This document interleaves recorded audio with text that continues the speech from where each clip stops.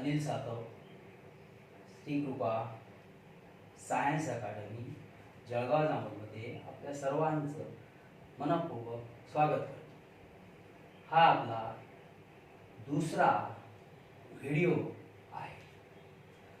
आपण स्टडी करतो आहोत रोटेशनल डायनॅमिक्स। तर मागच्या व्हिडिओमध्ये आपण इंट्रोडक्शन बघितलं। आता या सेकंड व्हिडिओमध्ये आपल्याला याच्याशी संबंधित असणाऱ्या ज्या क्वांटिटीज आहेत त्यांचा आपल्याला डिटेल स्टडी करायचा आहे। तर त्याची आपली पहिली क्वांटिटी आहे अँगुलर डिस्प्लेसमेंट, सेकंड क्वांटिटी आहे अँगुलर वेलोसिटी आणि थर्ड क्वांटिटी आहे angular acceleration. These are the three main quantities which are related to the circular motion and also with the rotational motion. Means to study about the rotational dynamics, we have to firstly study about these physical quantity. The first one is angular displacement. Now, what is angular displacement? So here we have to consider a particle which performs the circular motion in anti-clockwise direction at the instant when t is equal to 0. Here this vector OA is the radius vector which shows the position of the particle in the circular motion. Now after the very short interval time del t, the particle is moving along the circumference of circle and reaches to the next position B. After the time del t, the particle moves from position A to the position B along the circumference of circle. And so, the length of this arc AB is a del S. So, the radius vector also rotates through the certain angle. That angle is called as a angular displacement. Now, बघा पुन्हा बघा, हा radius vector आहे आणि जसजस हा radius vector आपल्याला पार्टिकलचं position दाखवते आणि जसजसं पार्टिकलची पोझिशन बदलत जाईल तसतसं हा रेडियस वेक्टर सुद्धा ट्रेस होत जाणार आणि ही झाली फायनल पोझिशन। म्हणजेच the angle traced by the radius vector at the center of circle when particle moves from one point to the another point on the circumference of the circle. Now this angle is called as angular displacement. Now we have to use the simple concept. Angle is equal to arc divided by radius. म्हणजेच angular displacement which is denoted by del theta and is equal to length of the arc AB divided by radius. Length of the arc AB as time del t is very small, so the arc AB has a length del s and radius of the circle is a r. So here we have to use the simple concept. Angle is equal to r divided by radius. So angular displacement is equal to, here we can say the linear displacement upon radius of the circle. After simplifying, del s is equal to r into del theta. Now this equation gives the relation. This equation gives the relation between linear displacement and angular displacement. Now this relation here we have to write in a vector form. Vector del s is equal to vector del theta cross vector r. By using the definition of the vector product, we have to use in this sense, not vector r cross vector del theta. So it is correctly here we have to express as vector del s is equal to vector del theta cross vector r. So now, as this angular displacement is the ratio of the two similar quantity, length and radius. It is the ratio of the length of the arc AB and the radius of the circle. Means here we can say that angular displacement is the ratio of the two similar quantity. So it is dimensionless. Yes, here we have to show that angular displacement is a dimensionless म्हणजे या angular डिस्प्लेसमेंटला dimension नाही. तर पुढचा जो point आहे तो लक्षात घ्या. याला डायमेन्शन नाही पण याला युनिट आहे. तर अँग्युलर डिस्प्लेसमेंटचं एसआय युनिट काय आहे? रेडियन. म्हणजे this angular displacement measure in a radian. तर नाव again note that finite angular displacement is not vector quantity. Finite means large. Finite angular displacement is not vector quantity because it does not obey the commutative and associative law of vector addition. But infinitesimal angular displacement, म्हणजे very small displacement, is a vector quantity because it obeys the commutative and associative law. Then, as we have to clear that angular displacement is a vector quantity, so its direction is given by the right hand thumb rule. So now, the statement of the right hand rule: pull the finger of the right hand in the sense of direction of revolution with the thumb outstretched. Now the thumb outstretched gives the direction of the angular displacement. Means in shortcut we can say that the direction of angular displacement is a perpendicular to the plane of a circle. Now suppose this is the initial position of the particle and the particle is revolve along the circumference of circle. And now it complete one revolution and again come back to its the original position. So over the one revolution, the angular displacement is 2 pi, means 360 degree. 2 pi radian or 360 degree. So if our body makes n revolutions, if the body makes n revolution, then its total angular displacement is given by 2 pi multiplied by n. n is the number of revolution. तर ही झाली आपली पहिली quantity. पुन्हा बघा angular displacement म्हणजे नेमकं काय. तर एखादा पार्टिकल आहे, तो पार्टिकल सर्क्युलर मोशन परफॉर्म करतो आहे. तर initial position at the instant, this is the initial position, the particles moving from position A to B by covering the distance del s in the time del t. So this radius vector is also rotate through the certain angle.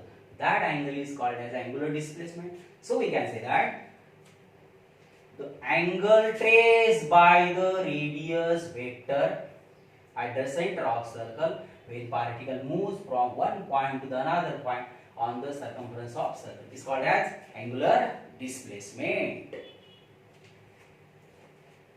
Next physical quantity आहे आपली angular velocity.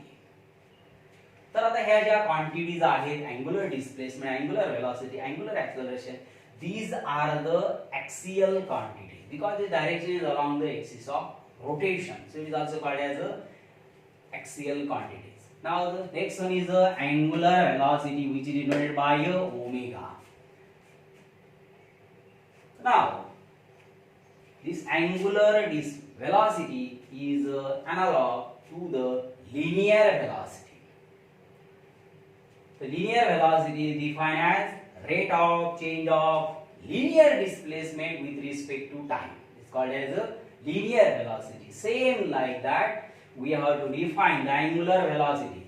Now the angular velocity is defined as the rate of change of angular displacement with respect to time. So here in the time del t, that time del t is very small. Means that del t goes to 0, tends to 0. So in that very short interval of time, the angle trace, or we can say that angular displacement at the center of circle is a del theta. So the angular velocity is defined as the rate of change of angular displacement with respect to time. It's called as angular velocity. Now here we have to express as omega is equal to limit del t tends to 0 del theta divided by del t. After evaluating the limit, here we have to write omega is equal to d theta divided by dt. Now in a vector form, in vector notation, vector omega is equal to vector d theta divided by dt. That is d theta. It is a infinite single angular displacement, so it is a vector quantity, and so the angular velocity is also the vector quantity. Now the direction of angular velocity is the same as that of angular displacement, which is given by the right hand thumb rule. Now it's a SI unit. SI unit of angular velocity is radian per second, and its a dimension is 0 in L, 0 in m, and -1 in t. Now here note that in a UCM, angular velocity is always constant. In a UCM, angular velocity is always constant. तर हा एक महत्त्वाचा point आहे जो आपल्याला लक्षात ठेवायचा आहे की UCM मध्ये अँग्युलर व्हेलॉसिटी ही कॉन्स्टंट असते. आता यानंतर आपली तिसरी आणि महत्त्वाची फिजिकल क्वांटिटी आहे angular acceleration, which is denoted by alpha. Now the definition is that the rate of change of angular velocity with respect to time is called angular acceleration. Means this angular acceleration is analog to the linear acceleration. Linear acceleration is defined as rate of change of linear velocity with respect to time is called as a linear acceleration. Same like that, angular velocity is defined as the rate of change of angular velocity with respect to time. It's called angular acceleration. Now we have to express in mathematical form. Alpha is equal to limit del t tends to 0 del omega divided by a del t, or in a simple form or in the derivative form, alpha is equal to d omega divided by dt. Now in a vector form, vector alpha is equal to vector d omega divided by dt. So suppose during the circular motion, the angular velocity of the particle changes from omega 1 to omega 2 in the time t. So we have to calculate the average angular acceleration. That's the change in angular velocity is the difference between final angular velocity and initial angular velocity. So we can write omega 2 minus omega. That difference gives the change in angular velocity divided by a t. So we know that omega is equal to 2 pi n. Means omega 2 is equal to 2 pi n2 and omega 1 is equal to 2 pi n2. 2 pi common काढू आपण आणि 2 pi in bracket n2 minus n1 divided by t. So by using this formula, we have to find out the average angular acceleration. Now, SI unit of that angular acceleration is radian per second square. Its dimension is 0 in L, 0 in m, and -2 in t. Now, as angular acceleration is a vector quantity, so direction of angular acceleration is the same as that of direction of change in angular velocity. Means direction of the angular acceleration is the same as that of direction of change in angular velocity, that is a d omega. So now here note that if angular velocity will goes on increases, then direction of angular acceleration is the same as that of direction of angular velocity. But when angular velocity decreases, then the direction of alpha is opposite to that of direction of angular velocity. Again, as angular velocity is acceleration, angular acceleration is a vector quantity, so its direction is again given by the right hand thumb rule. Now again here we have to note that in a UCM, angular acceleration is a 0, means in a uniform circular motion no angular acceleration is produced, because in a UCM angular velocity is constant, means there is no change. When a particle is performing the uniform circular motion, then its angular velocity is a constant. There is no change in angular velocity, as angular velocity does not changes, and so the alpha is a 0, meaning angular acceleration is not produced. Means simply we can write you have no that angular acceleration is produced in a non-UCM, because in a non-UCM the angular velocity will not constant, and so the average acceleration angular acceleration is produced. So again note that in a UCM alpha is equal to 0. तर हे आपल्या तीन महत्त्वाच्या अशा physical quantities आहेत ज्याच्या सहाय्याने आपल्याला dynamics of circular motion आणि डायनॅमिक्स ऑफ रोटेशनल मोशन चा स्टडी अगदी इझिली करता येईल. धन्यवाद.